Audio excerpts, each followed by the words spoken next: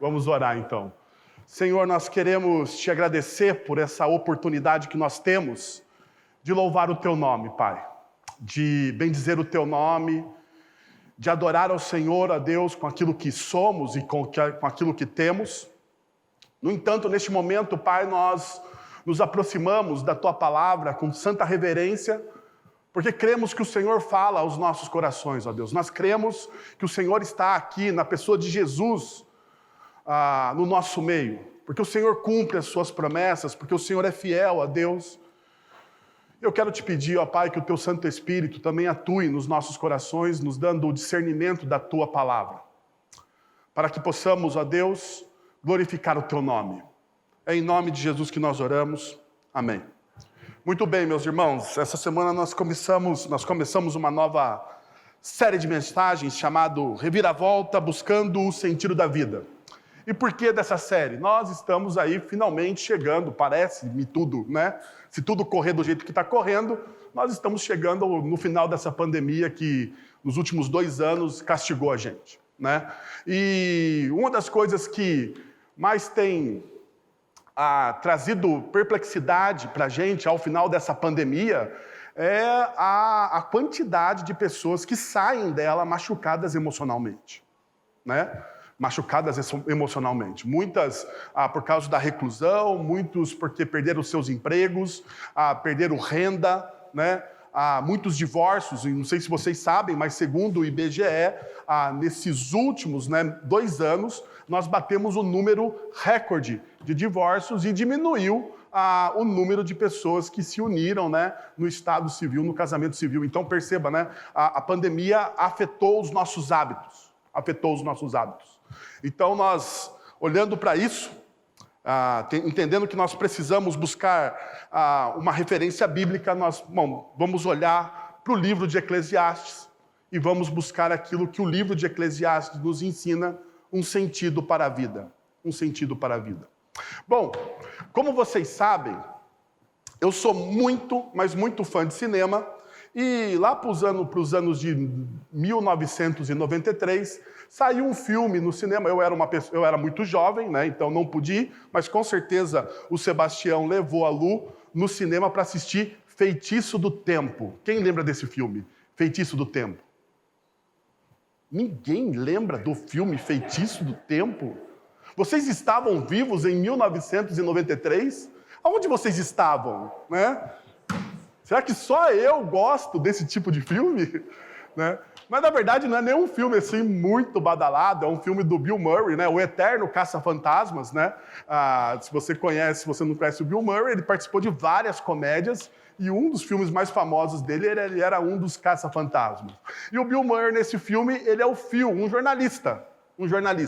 E qual que é a ideia do filme O Feitiço do Tempo? É que, em determinado dia, ele demonstra uma tamanha insatisfação com a vida, com o emprego, com os relacionamentos, que ele acaba ficando preso naquele dia. Então, todo o decorrer do filme mostra a repetição do dia.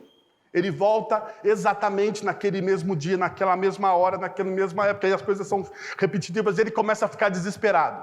E uma das coisas mais interessantes do filme é que, em determinado momento, o Phil, ele olha e fala assim, bom, já que não existe consequência para os meus atos, eu vou fazer o que eu quiser, eu vou me dar ao gosto de comer o que eu quiser comer, de me relacionar com quem eu quiser me relacionar, e até mesmo em determinado momento ele rouba um carro forte para comprar os seus bens, para comprar aquilo que ele quer, a roupa que ele sempre sonhou, o carro que ele sempre quis, porque afinal de contas não existiria consequências. E o filme continua a se desenrolar até em determinado momento, o Phil fala assim, eu não aguento mais isso. Eu não aguento mais essas novas experiências, eu não aguento mais, eu vou dar cabo da minha vida. Mas vejam só, ele não consegue. Porque quando ele comete o suicídio, o dia recomeça novamente para ele. Daí ele fala, não, então eu vou procurar me tornar o melhor ser humano possível. E ele começa, então, a fazer curso de piano, filosofia, escultura de gelo e tantas outras coisas que tornariam o filme uma pessoa mais humana, o melhor ser humano. Bom, já que você não assistiu o filme, vou te dar o spoiler do final do filme. Daí você não precisa gastar tempo assistindo esse filme, né? No final do filme, o Phil, ele mostra contentamento com a vida. Ele olha, ele se apaixona, e sempre tem nessas comédias românticas, né? A paixão, ele se apaixona por uma mulher, e ele diz o seguinte: todos os meus dias poderiam ser com você e olhando para você, e ele mostra o quê? Contentamento, né? E daí o feitiço do tempo é quebrado e ele continua a viver a sua vida. Eclesiastes, ele vai trabalhar, meus irmãos, quase que essa monotonia desses dias, né? Como acontece no filme, um dia após do outro. Por exemplo, uma das coisas que os palmeirenses sabem, né? Os palmeirenses, eles ganham a Libertadores, eles conquistam, eles chegam ao Mundial e o que acontece? Eles perdem o Mundial. Então isso é uma rotina para os palmeirenses. A mesma coisa, se eu falar para vocês não vão acreditar, mas ontem aconteceu o jogo mais importante do Brasil, mais importante do calendário do futebol brasileiro, aconteceu ontem. Guarani e Ponte Preta na cidade de Campinas, ao qual, né, o Guarani, o melhor time do Brasil, ganhou de goleada 3-0 daquele time de segunda divisão da Ponte Preta. Então, perceba, né, é uma rotina a Ponte Preta perder para o Guarani Futebol Clube. Essas coisas que são rotinas, nos esmagam. Transforma o nosso coração em dor e a gente fica então perdido. Então, veja, o ponto de Eclesiastes é esse: estamos presos em uma prisão monótona, onde nada o que fazemos realmente muda alguma coisa. E a única maneira de viver uma vida significativa nessa existência sem sentido, porque é essa a ideia de Eclesiastes, uma existência sem sentido, é encontrar satisfação e contentamento no Deus verdadeiro. Então perceba, ele está falando assim, olha, a vida sem Deus, essa vida sem Deus, ela não tem sentido algum. Ela não tem sentido algum. Então eu quero convidar você a abrir no texto de Eclesiastes, capítulo 1, versos de 1 a 18, que é o texto que a gente vai refletir nessa manhã. O texto diz o seguinte: as palavras do mestre, filho de Davi, rei de Jerusalém, que grande inutilidade, diz o mestre, que grande inutilidade, nada faz sentido. O que o homem ganha com todo o seu trabalho, em que tanto se esforça debaixo do sol? Gerações vêm, gerações vão, mas a terra permanece para sempre. O sol se levanta e o sol se põe, e depressa volta ao lugar de onde se levanta. O vento sopra para o sul e vira para o norte, dá voltas e voltas, seguindo sempre o seu curso. Todos os rios vão para o mar, contudo o mar nunca se enche, ainda que sempre corram para lá. Para lá voltam a correr. Todas as coisas trazem canseira, o homem não é capaz de descrevê-las. Os olhos nunca se saciam de ver, nem os ouvidos de ouvir. O que foi, tornará a ser, e o que foi feito se fará novamente, e não há nada novo debaixo do sol. Haverá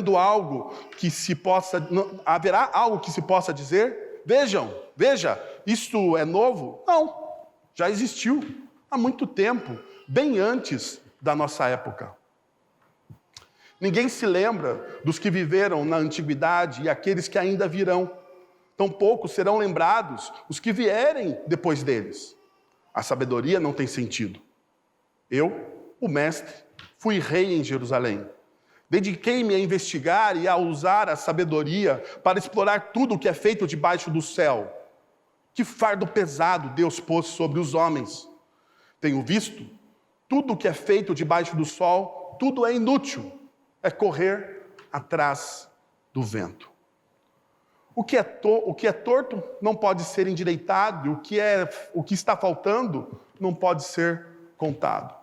Fiquei pensando, eu me tornei famoso e ultrapassei em sabedoria todos os governantes de Jerusalém antes de mim. De fato, adquiri muita sabedoria e conhecimento. Por isso me esforcei para compreender a sabedoria, bem como a loucura e a insensatez. Mas aprendi que isso também é correr atrás do vento. Pois quanto maior a sabedoria, maior o sofrimento. Quanto maior o conhecimento, maior o desgosto. Até por aqui, meus irmãos. Bom, uma coisa que eu gostaria de colocar para vocês, o texto ele é escrito pelo rei Salomão, filho de Davi.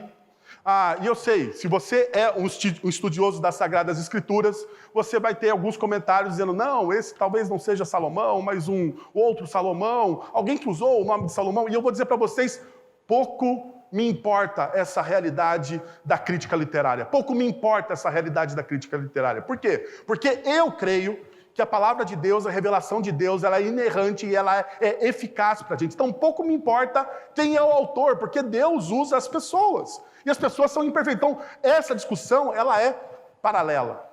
Ela é paralela. No entanto, quero assumir com vocês aquilo que a tradição da igreja e também a tradição rabínica nos ensina. A tradição da igreja, a tradição rabínica nos ensina que foram o rei Salomão, filho de Davi. E é o que o texto diz. O texto coloca isso de maneira muito clara. E se você pega o contexto de 1 Reis, capítulo 3, você vai ver que vai se encaixar perfeitamente na vida de quem? Na vida de Salomão.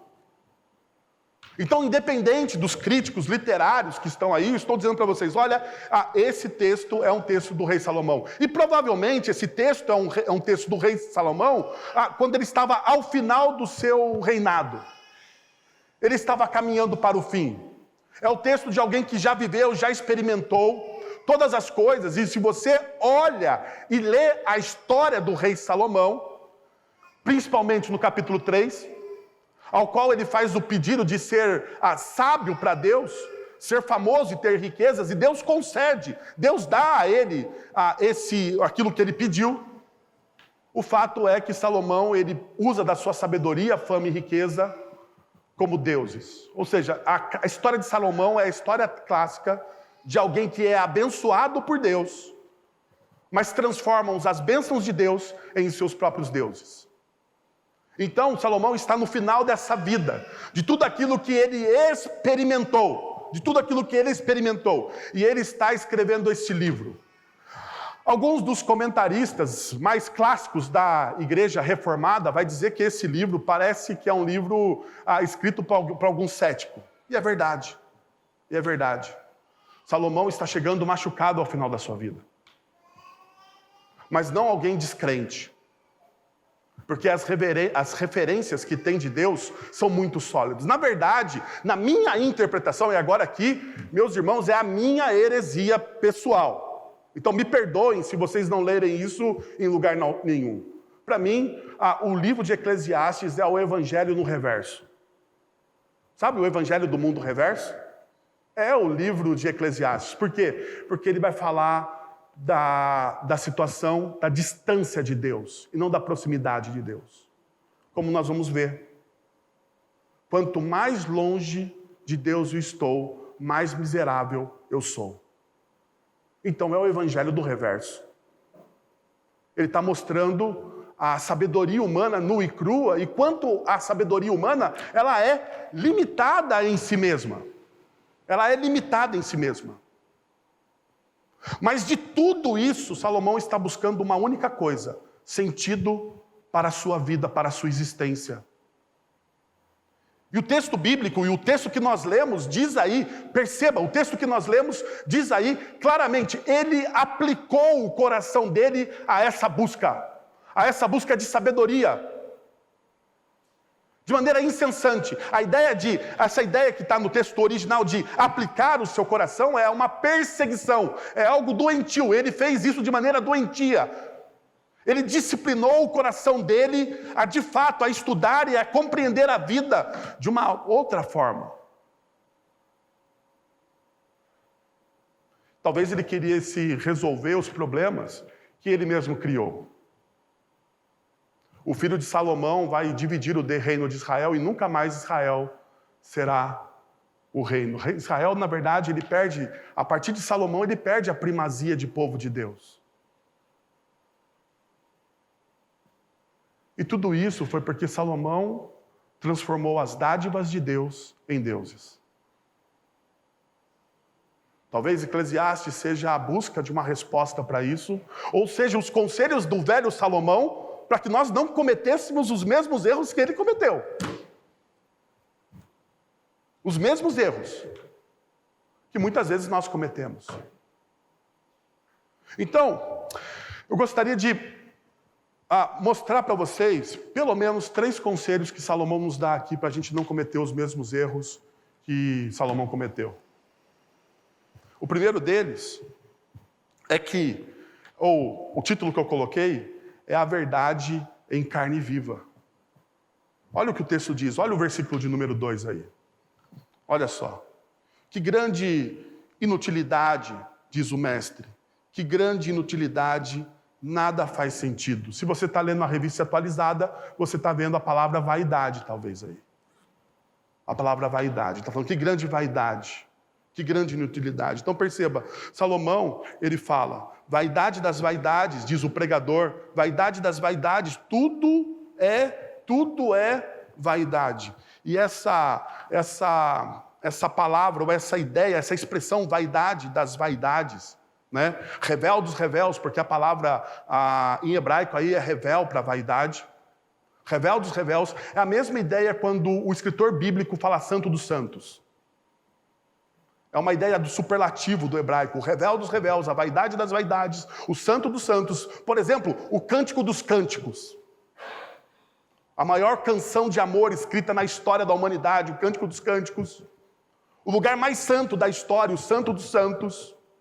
E daí Salomão, ele olha e ele aplica essa ideia no texto, dizendo, olha, essa vaidade, esse sentimento aqui, não leva você absolutamente a lugar nenhum. Por quê? Porque significa que a sua vida não tem sentido. É um sentido sem sentido, é o sentido, ou é o final de todos os sentidos da vida. Melhor dizendo, é o final de todos os sentidos da vida. Essa palavra, ela é usada 30 vezes no livro de Eclesiastes. E significa, literalmente, esse revel dos revéus.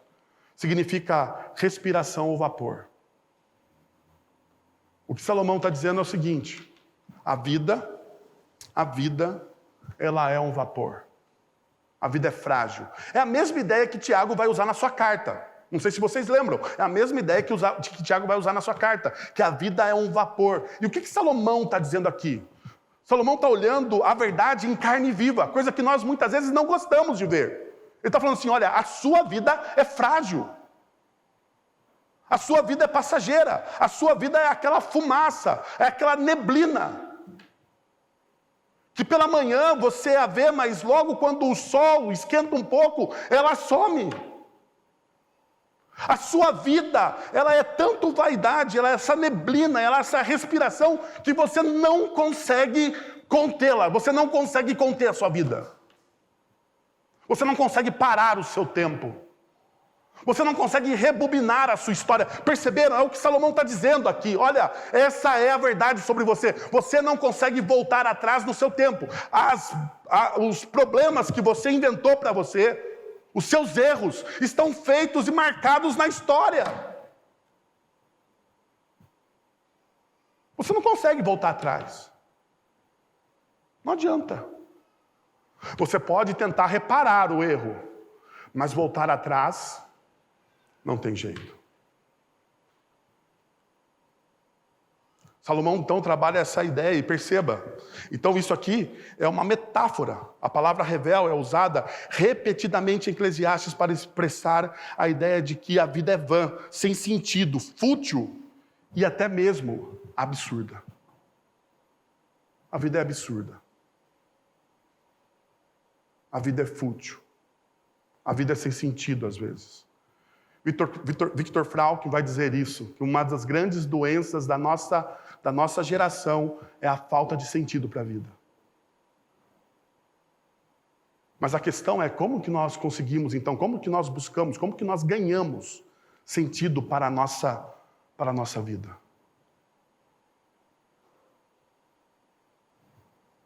Veja, a palavra, e daí, essa palavra é usada muitas vezes em conexão com ídolos. Basta você ver, por exemplo, a palavra vaidade, revel, ela está conectada em outros textos bíblicos com os ídolos. Jeremias capítulo 16, verso 19. Senhor, minha força e minha fortaleza, meu abrigo seguro na hora da adversidade. A ti virão as nações desde os confins da terra. E dirão, cadê meu coisa? E dirão, nossos antepassados possuíram, e aqui está, possuíram deuses falsos, ídolos inúteis. Ídolos inúteis. Que não lhes fizeram bem algum. Ou em Zacarias, capítulo 10, verso 2, porque os ídolos falam mentiras, os adivinhadores têm falsas visões e contam sonhos enganadores. Ou seja, a palavra aqui é rebel. E o consolo que trazem é o quê? É vão. Então, muitas vezes, essa palavra, dentro do contexto do Antigo Testamento, ela está ligada à idolatria. Então, as pessoas tentam encontrar satisfação, sentido nas suas vidas, nas coisas criadas ao invés do Criador. Já perceberam que nós fazemos isso? Nós buscamos o sentido nas coisas criadas e não no nosso Criador. Nós transformamos as bênçãos, as dádivas, em deuses, assim como Salomão fez. Nós oramos pelo nosso carro, o carro zero, e nós fazemos isso. Eu acho que até às vezes é legítimo você fazer isso. Você ora pela sua casa nova, você ora por um casamento, você ora por filhos, você ora por uma faculdade, e isso acaba se tornando o eixo central da sua existência, o eixo central da sua vida. E o grande problema quando isso se torna o eixo central da sua vida, você trocou, você tirou Deus do lugar dele, e você colocou outra coisa no lugar de Deus. Então, isso não vai trazer para você satisfação. Porque a nossa satisfação está no nosso Criador. Então, ao buscarmos satisfação em qualquer outra coisa ou alguém que não seja Deus, isso, meus amados irmãos, chama-se idolatria. E aqui está um grande problema, talvez, nosso. Porque nós, enquanto cristãos reformados, nós achamos que idolatria está ligada a uma imagem. Nós falamos, não, isso aqui, idolatria é você adorar uma imagem somente. Idolatria é o que você coloca no lugar de Deus. Se a sua satisfação, se o seu prazer está no seu relacionamento conjugal, o seu relacionamento conjugal se tornou um Deus. Se a sua satisfação e o seu prazer está nos seus filhos, o seu filho se tornou um Deus para você. Se a sua satisfação, o seu prazer é aquilo que te dá alegria, é o seu trabalho. É o seu trabalho. O seu trabalho se tornou um Deus para você. A mesma coisa com o dinheiro, a mesma coisa com o sexo, a mesma coisa com a internet, a mesma coisa com a televisão, a mesma coisa com a comida. A mesma coisa com viagens. Qualquer coisa, perceba, qualquer coisa que no seu coração você encontre alegria, isso é idolatria. A busca não funciona porque as coisas criadas não podem trazer. As coisas que Deus nos deu, as coisas criadas por Deus, não podem de maneira nenhuma trazer satisfação para o nosso coração. Elas não conseguem preencher aquilo que somente Deus pode preencher. E nós fazemos as apostas erradas. Ou seja, perceba, o que Salomão está dizendo aqui para a gente? Em carne viva, uma verdade em carne viva que nós não gostamos. Ele está falando, não façam apostas erradas na vida de vocês. Não façam. Porque ao fazerem as apostas erradas na vida de vocês, vocês vão trazer prejuízo para a sua própria vida. Aquilo que te dá sentido não vai te alimentar. Então veja, Não é que o prazer, o dinheiro, os bens, o sexo, o sucesso sejam coisas ruins em si mesmas. Não são ruins em si mesmas. Mas quando se tornam coisas fundamentais para nós, elas nos decepcionarão, elas nos trarão à prisão. Veja, uma coisa boa pode se transformar em um Deus e se tornar algo ruim para você. Veja, Mateus capítulo 6, verso 25. Você lembra o que está escrito em Mateus capítulo 6, verso 25? Então deixa eu lembrar vocês. Portanto, eu lhes digo, não se preocupem com sua própria vida, quanto ao que comer ou beber, nem com seu próprio corpo, quanto ao que vestir. Não é a vida mais importante que o corpo, não é a vida mais importante que a comida, e o corpo mais importante que a roupa? Jesus aqui está falando sobre as preocupações dessa vida, e até o texto, né, na revista atualizada, eles usam, né, as preocupações dessa vida. E Jesus está falando sobre isso, né, as preocupações dessa vida. E Jesus começa falando sobre comida e bebida. Deixa eu perguntar para vocês, comida e bebida são coisas lícitas?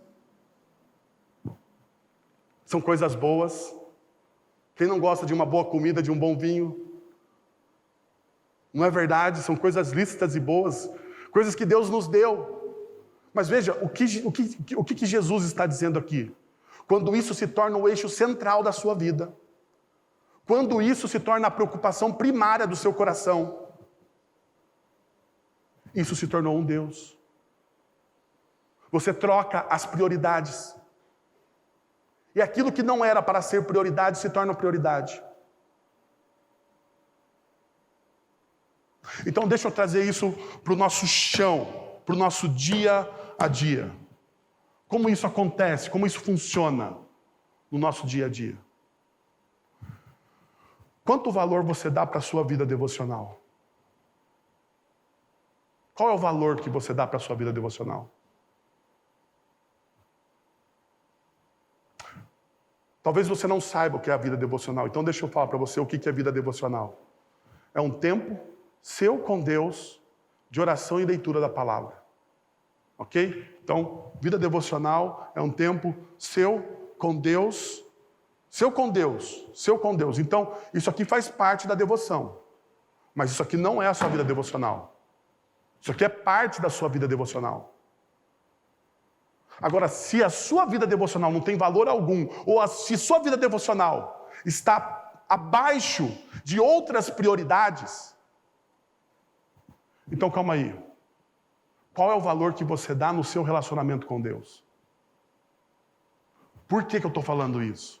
Porque a sua vida devocional, a sua vida de entrega, de amor, de conhecimento da palavra de Deus, revela a intensidade do seu relacionamento com Deus.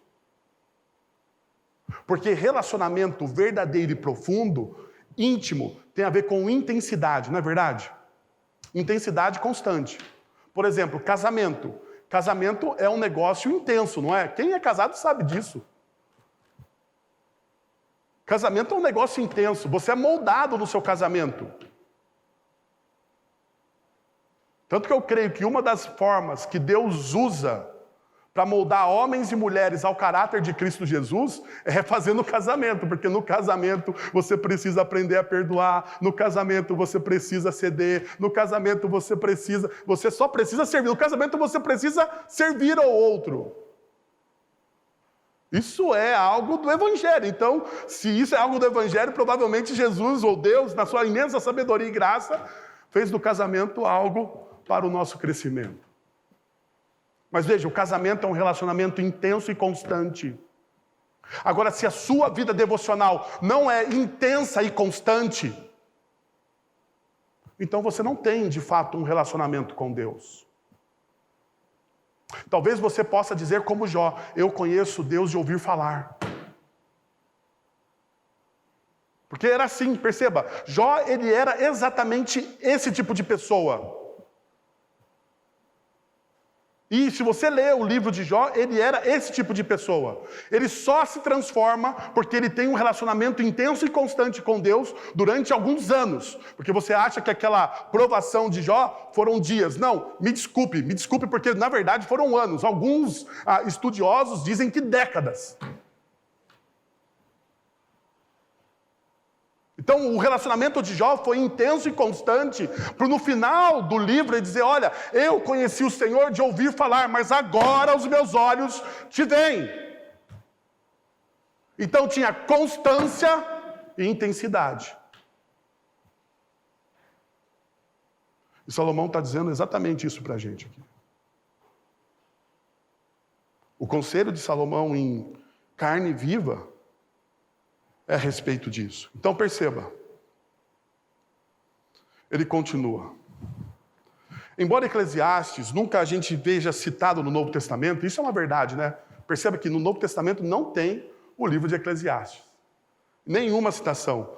Mas olha só, Romanos capítulo 8, verso 20, parece para mim uma alusão a isso. Alusão a isso. Porque, olha, quando você olha Romanos capítulo 8, verso 20 e 21, vai dizer o seguinte, pois ela foi submetida à criação, pois a criação foi submetida à inutilidade, não pela sua própria escolha, mas por causa da vontade daquele que a sujeitou, na esperança de que a própria natureza criada será libertada da escravidão, da decadência em que se encontra, recebendo a gloriosa liberdade dos filhos de Deus. O verso 20, pois ela foi submetida à inutilidade, é a palavra grega, né? Paulo usa a palavra grega aqui, matetoies, que é a mesma palavra que a Septuaginta usa para vaidade. Então, provavelmente, Paulo está fazendo uma alusão aqui de Eclesiastes capítulo 1, verso de número 2. E está mostrando, olha, isso que nos atingiu também toda a criação. Isso que tocou a nossa vida, tocou também toda a nossa criação. E a pergunta é, o que nos tocou para a gente entrar nessa histeria da vaidade? O que nos tocou? O que nos tocou foi Gênesis capítulo 3. A queda. Quando o homem se rebelou contra os desígnios de Deus, uma maldição foi trazida ao mundo. Agora nada funciona direito. Tudo está quebrado. E eu gosto da palavra em inglês, broken, para quebrado. Porque a ideia do quebrado nosso, muitas vezes, é como se a coisa fosse partida. Mas o broken, ele tem uma ideia de estilhaçado.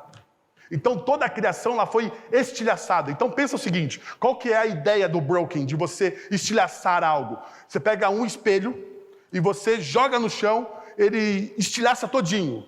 Mas você ainda consegue ver fragmentos, e aquele espelho, de certa forma, ele funciona.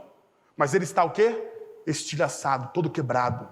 Então foi isso que Gênesis capítulo 3, quando o homem e a mulher se rebelam contra Deus, faz.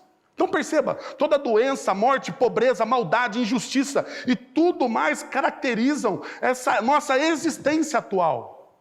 Portanto, de acordo com Paulo, a criação caída é fútil e está cativa por causa do nosso pecado e grita desesperadamente pelo quê? Pelo resgate da cruz. Ela anseia o resgate.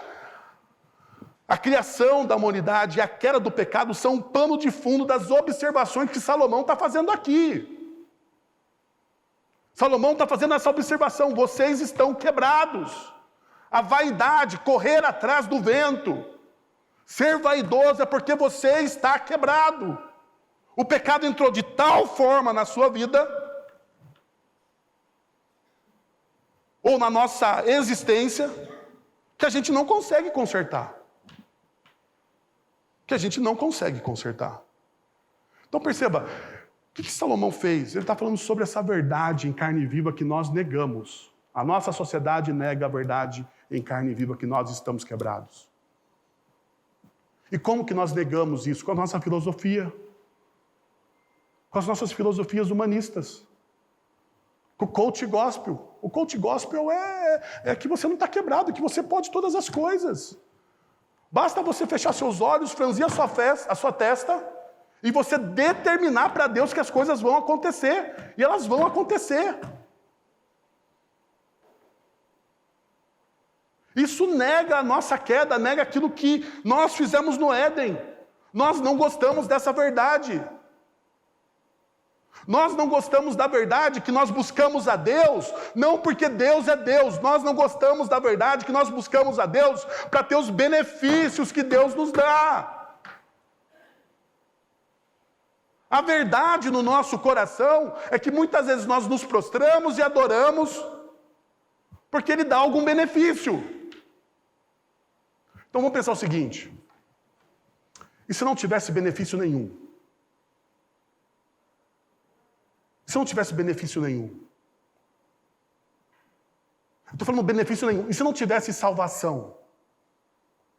Pensa comigo, se não tivesse salvação, se Deus falasse assim, ó, eu estou aqui, se vocês quiserem se relacionar comigo, se relacionem. Porque benefício nenhum vai ter. Qual seria a sua atitude? Qual seria a sua atitude?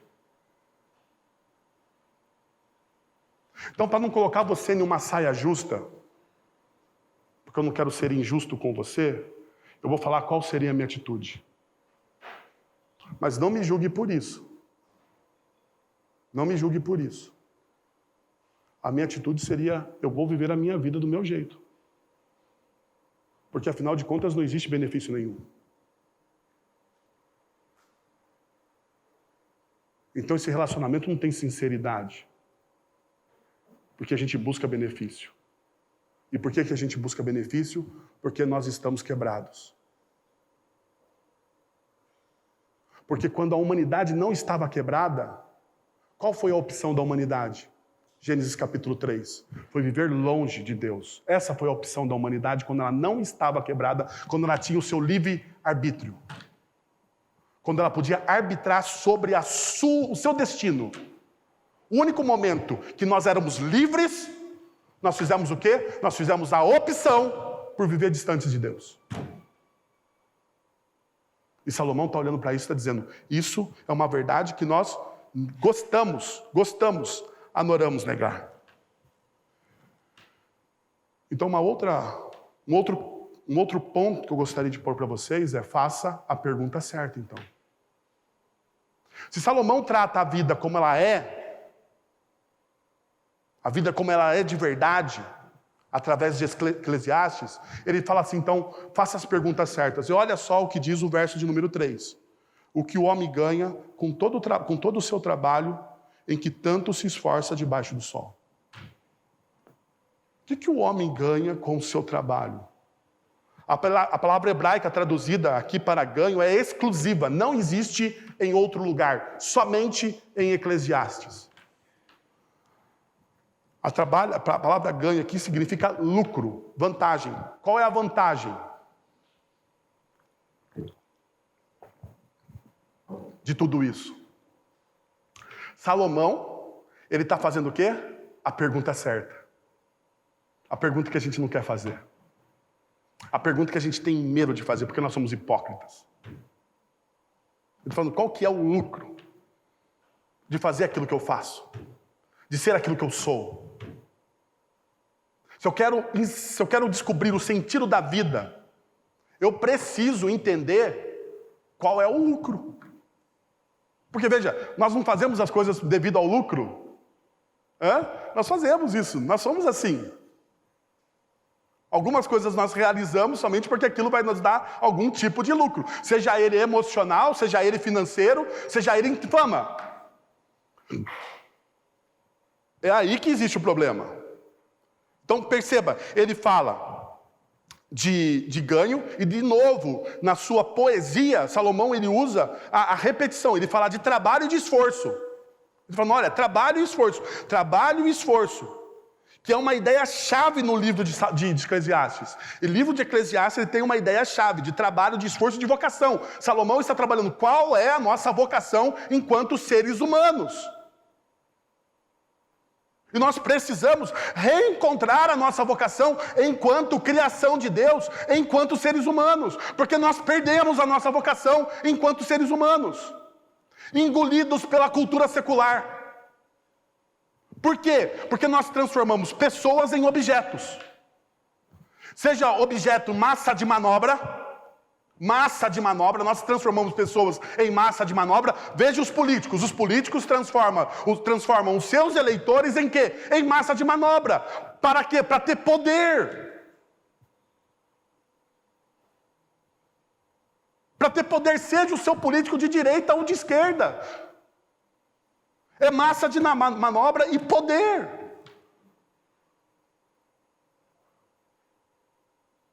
Nós transformamos pessoas em coisas quando nós consumimos pornografia. E não venha me falar que mulher não consome pornografia, porque segundo o Instituto Barna, 43% das mulheres norte-americanas consomem pornografia. E eu acho que o Brasil não está atrás de absolutamente nada disso. Então por que nós transformamos pessoas em coisas? Porque ao invés de nós nos relacionarmos com pessoas, nós buscamos o nosso próprio prazer nessa pessoa. E os nossos jovens fazem isso quando eles não se entrelaçam em casamento. Porque a maior mentira da nossa sociedade é que para casar você precisa ter tudo. Já percebeu isso? Para casar você precisa ter o seu apartamento, a sua casa, o seu carro, a sua moto, viagens pelo mundo, o seu pet, o seu iPhone, o seu notebook, e eles começam a colocar coisas. Para você casar, você precisa ter coisas. Meu irmão, para você casar, você precisa ter vontade e coragem. Porque o homem que não pede a sua mulher em casamento é um covarde. É um covarde. Então, se o cara está te enrolando, minha filha, cai fora.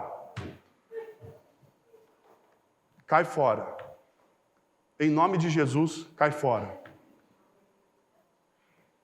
Tá bom? Mas isso aqui não é para ninguém aí ficar... Não vai falar que eu acabei com o namoro depois aqui, pelo amor de Deus. Mas veja só, Salomão está trabalhando aqui. Ele fala assim, olha, o seu trabalho, o seu lucro, daí ele faz um corte. E esse corte é importante. Porque esse corte molda toda a visão cosmológica, a cosmovisão de Salomão. Ele está falando assim, olha, o seu trabalho, o seu lucro, eles são feitos debaixo do sol.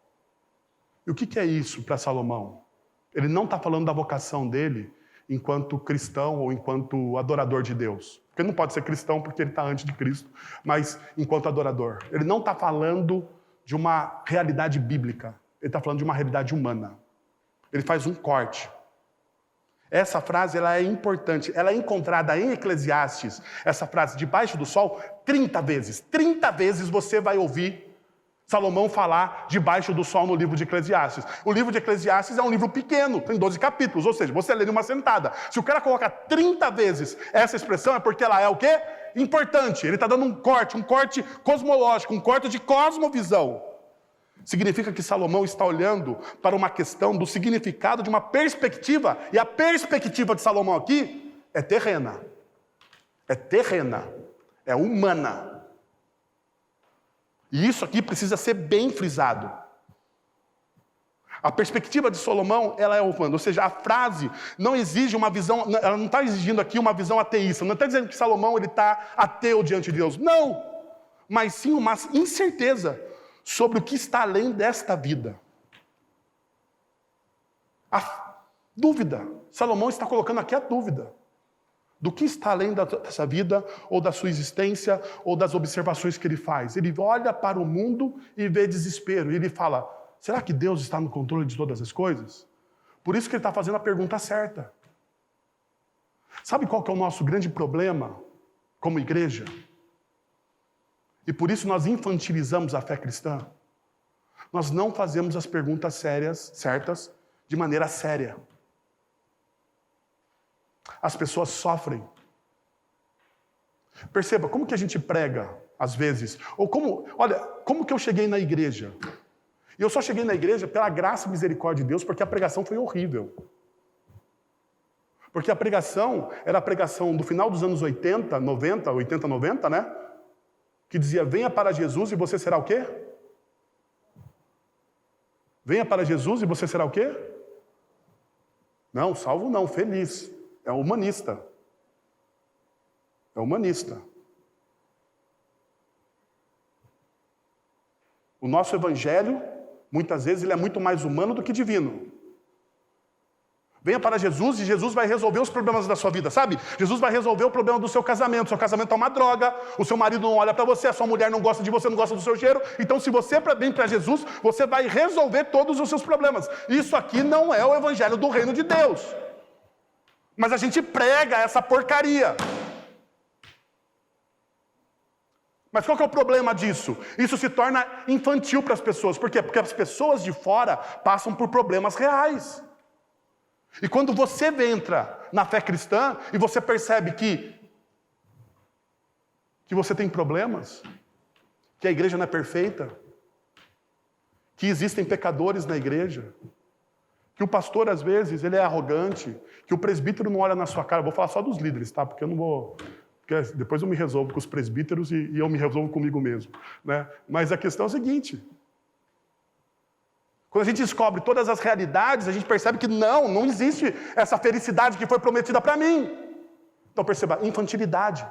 Por quê? Porque não faz as perguntas certas e sérias que Salomão está fazendo aqui. Existe o mal? Existe o mal. Existe a morte? Existe a morte. Crianças contraem câncer, crianças desenvolvem câncer.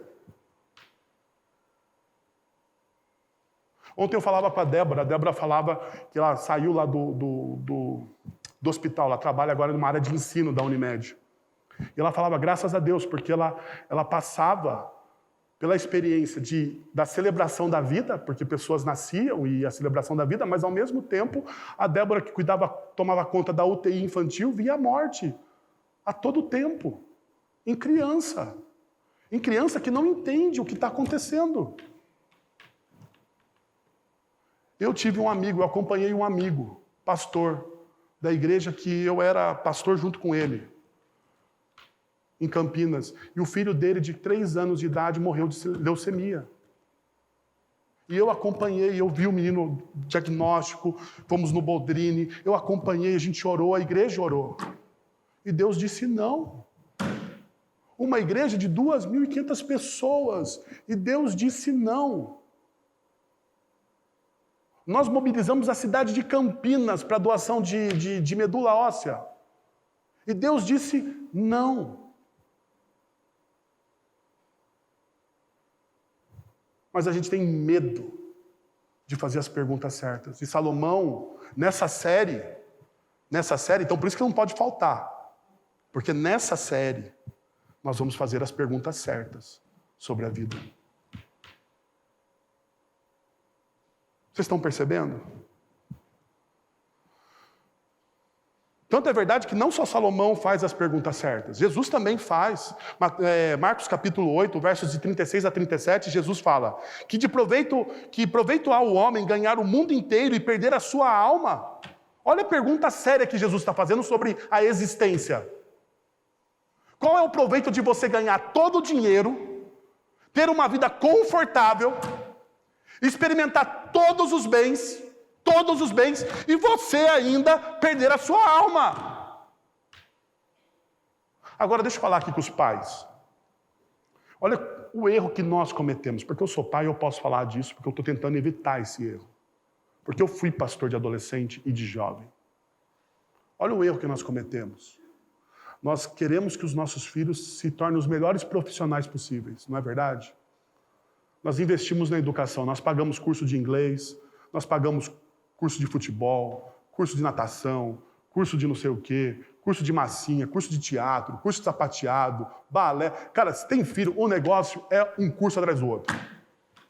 É um curso atrás do outro. Outro dia meu filho falou assim, pai, eu preciso ver se eu vou ter tempo aqui na agenda para a gente ter um dia, uma noite de pai e filho. Pai, eu preciso ter uma noite de pai e filho, então vamos abrir um tempo na agenda. Por quê? Porque ele tem um monte de coisa para fazer. Mas daí eu parei para pensar. Eu estou dando o quê para o meu filho? O mundo inteiro ou o reino? O que é mais importante? Ele se tornar um bom profissional ou um verdadeiro discípulo de Cristo Jesus?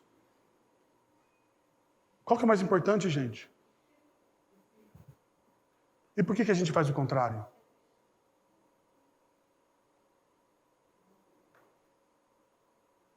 Por que a gente faz o contrário?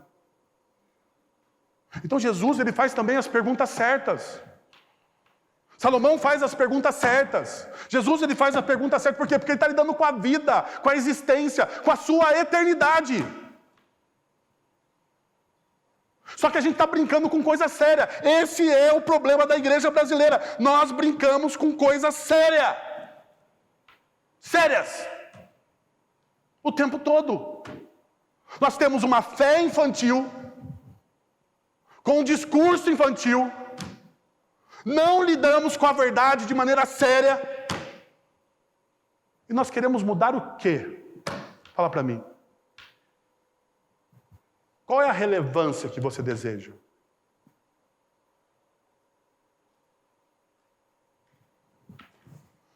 Jesus também faz a pergunta certa, porque veja só Lucas capítulo 12, verso 20, quando ele conta a parábola do construtor insensato. Contudo, lhe disse Jesus, insensato é aquele homem que fez todos os seus planos à parte de Deus.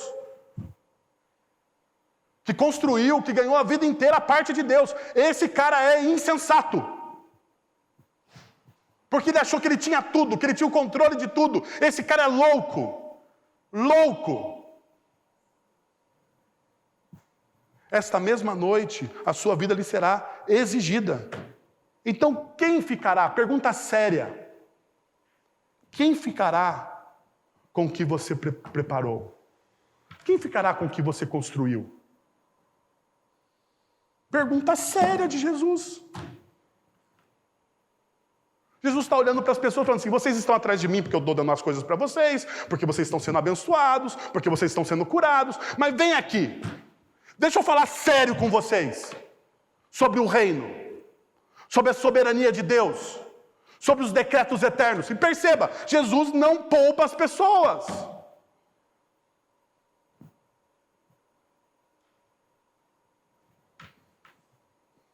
Agora veja, então existem verdades que incomodam. Abre a sua Bíblia aí no Eclesiastes, vai ver. Olha só o que Salomão está dizendo. Gerações vêm, gerações vão. Mas a terra permanece para sempre. O que ele está dizendo? O homem que era na criação para dominar a terra, ele morre por causa do pecado. E aquilo que ele era para dominar, agora quem domina ele é a terra, porque o homem volta a quê? Volta a ser pó. Perceberam o que Salomão está dizendo aqui? Salomão está dizendo isso. O sol se levanta e o sol se põe, e depressa volta ao lugar de onde ele se levanta. A vida é uma mesmice. O vento sopra para todos os lugares, vira para o norte, volta e dá voltas e voltas, seguindo sempre o seu curso. Ele está falando das repetições. E daí ele fala, versículo 7, todos os rios vão para o mar, contudo o mar nunca se enche, ainda que sempre corram para lá. Para lá voltam a correr. Então veja, Salomão está fazendo as perguntas certas, ele está falando sobre os ciclos da vida. E como esses ciclos são repetitivos e monótonos. Ele está olhando para essa realidade e se perguntando, mas o que isso aqui tem a ver comigo? Como isso aqui influencia a minha vida? Perceba o que Salomão está fazendo. Ele está olhando para a vida dele e discernindo as coisas a partir da sua própria história. E daí ele continua, verso de número 8. E daí, depois dele olhar para os ciclos das coisas, ou da natureza, ele olha para o ciclo da vida. Ele vai falar o seguinte, todas as coisas trazem canseira. O homem não é capaz de descrevê-las. Os olhos nunca se saciam de ver, nem de ouvir, nem os ouvidos de ouvir. O que foi tornará a ser, e o que foi feito se fará novamente. Não há nada novo debaixo do sol. Haverá algo novo que se possa dizer? Veja, isso é novo. Não, já existiu. Há muito tempo, bem antes de nossa época. Verso de número 11. Ninguém se lembra dos que vieram na antiguidade e daqueles que ainda virão. Tampouco serão lembrados pelos que vierem depois deles. Salomão fala da memória aqui. A nossa memória é curta para os feitos das pessoas. Nós esquecemos quem as pessoas são. Por causa do nosso pecado, nós descartamos as pessoas. Nós não lembramos dos legados. Nós não reverenciamos os legados. É o que Salomão está dizendo aqui. Então veja, Salomão está lidando, então, com aquela música do Rolling Stones. Não conseguimos nenhuma satisfação em tudo que nós fazemos. Não existe satisfação. Repetição, repetição, repetição, repetição. Não existe nenhuma satisfação. Por último, Salomão dá um conselho. Não corra atrás do vento, então. Ele fala da verdade, ele olha para a nossa vida e ele diz o seguinte: não corra atrás do vento. Não corra atrás do vento. Olha o que ele diz, verso 14. Tenho visto tudo o que é feito debaixo do sol. Tudo é inútil, perceba, debaixo do sol, o corte dele. Tudo é o quê? Vaidade, ou inútil, revela novamente. Daí ele fala, tudo isso, tudo que é feito debaixo do sol, tudo que é vaidade, tudo que está quebrado nesse mundo, é correr atrás do quê? É correr atrás do vento. A pergunta, talvez, que nós precisamos fazer é se aquilo que nós estamos fazendo é correr atrás do vento. Então veja, mais uma vez o pregador recorre a uma expressão preferida dele. Ele diz que observou debaixo do sol todas essas coisas. Em outras palavras, ele vê o que as pessoas fazem de um ponto de vista terreno, humano. Ele repete também a palavra vaidade, que significa literalmente fumaça ao sopro. Ele está repetindo as ideias aqui. E se refere a um sentimento mais amplo, a falta de sentido da vida. Então, ele introduz uma nova expressão, outra metáfora para a sua filosofia de vida. A vida debaixo do sol é correr atrás do vento. A palavra eis aqui, no original, torna essa declaração enfática. Poderíamos traduzir esse versículo da seguinte forma: observei tudo o que se faz debaixo do sol, e na verdade nada tem sentido, e tudo, absolutamente tudo é correr atrás do vento. Há uma incerteza em relação à melhor tradução da palavra correr. Pode significar perseguir, pode também significar alimentar, ou ainda pastorear. Mas em todos os sentidos, é inútil. É inútil você perseguir o vento, é inútil você pastorear o vento, porque você não consegue, é inútil você se alimentar do vento, porque também você não consegue. Teve uma presidente que quis estocar o vento, mas também não consegue. Perceba, essa é a realidade. Não corra atrás do vento. Não corra atrás do vento. Não importa se perseguimos, não importa o que perseguimos ou como perseguimos. Se nos alimentamos ou como nos alimentamos. Nada pode capturar essa realidade. O que Salomão está mostrando aqui é que você está correndo atrás de bolhas de sabão. Você já brincou de correr atrás de bolha de sabão? Eu já brinquei. Tenho filho pequeno, eu corro atrás de bolha de sabão. É legal? É legal. Mas qual que é o problema? Que quando você tenta pegar, o que acontece? Estoura. Isso é correr atrás do vento. Não corra atrás do vento. Então, a pergunta que eu quero finalizar aqui para vocês é o seguinte. Verso de número 10. Haverá algo de que se possa dizer, veja, isso é novo? Há algo na história, que aconteceu na história, que a gente possa dizer, isso é novo, isso transformou, isso juntou aquilo que estava quebrado, isso trouxe reconciliação na história, porque o que Salomão está buscando aqui é a verdade. E ele está fazendo perguntas sérias, perguntas que doem ao nosso coração. Ele está falando, existe algo novo? Na perspectiva de Salomão, não. Não existe. Porque está tudo debaixo do sol. Mas na perspectiva da eternidade, existe. Isaías capítulo 11, versos de 1 a 2 diz o seguinte: Um ramo surgirá no tronco de Jessé, e as suas raízes brotará um renovo. Jessé, o pai de Davi, o descendente de Salomão. O Espírito do Senhor repousará sobre ele. O Espírito, perceba, o Espírito do Senhor repousará sobre ele. E o Espírito aqui é rua, que significa vento. Deus está dizendo aqui, vai chegar um tempo que o vento vai te perseguir, porque é o meu Espírito que está sobre você. E o texto continua dizendo, olha só, o que dá sabedoria e o quê? Entendimento. Não é a busca de Salomão? É o Espírito do Senhor que dá sabedoria e entendimento. É o Espírito do Senhor que traz conselho e poder. É o Espírito do Senhor que dá conhecimento e temor. Que renova, que transforma. Tanto é verdade isso, que perceba. Paulo, em 2 Coríntios, capítulo 5, verso 17. E assim, se alguém está em Cristo, é nova criatura.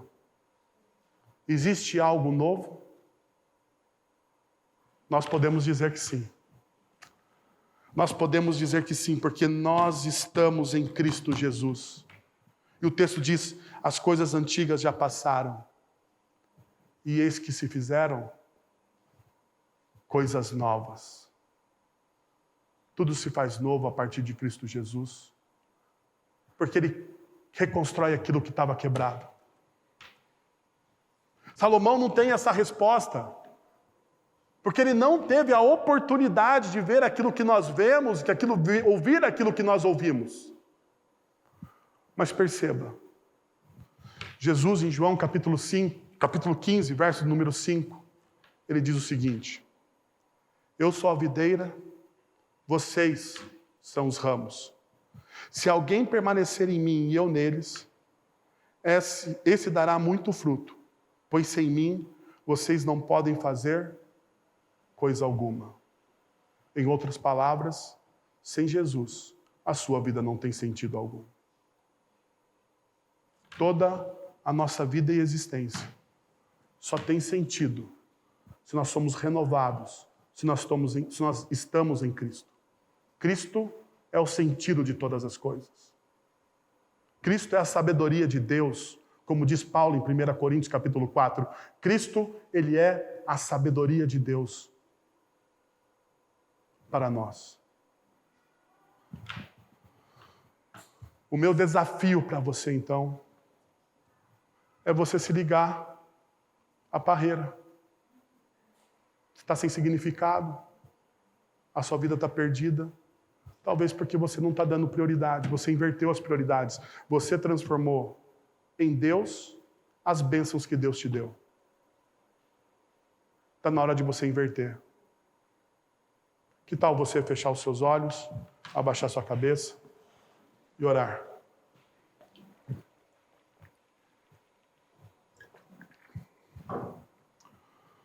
Pai, nós estamos na Tua presença, nós queremos Te agradecer por tudo que o Senhor fez nessa manhã e pela Tua palavra, Senhor.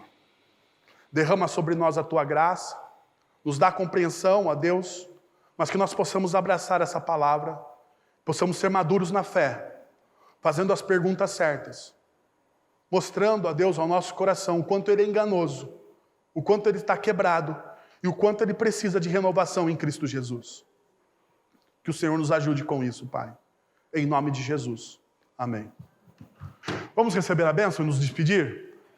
Irmãos, que a graça de nosso Senhor e Salvador Jesus Cristo, o amor de nosso Deus e Pai, o conselho, o consolo, o poder e a ação do Santo Espírito de Deus estejam sobre vocês agora e pelos séculos dos séculos. Amém.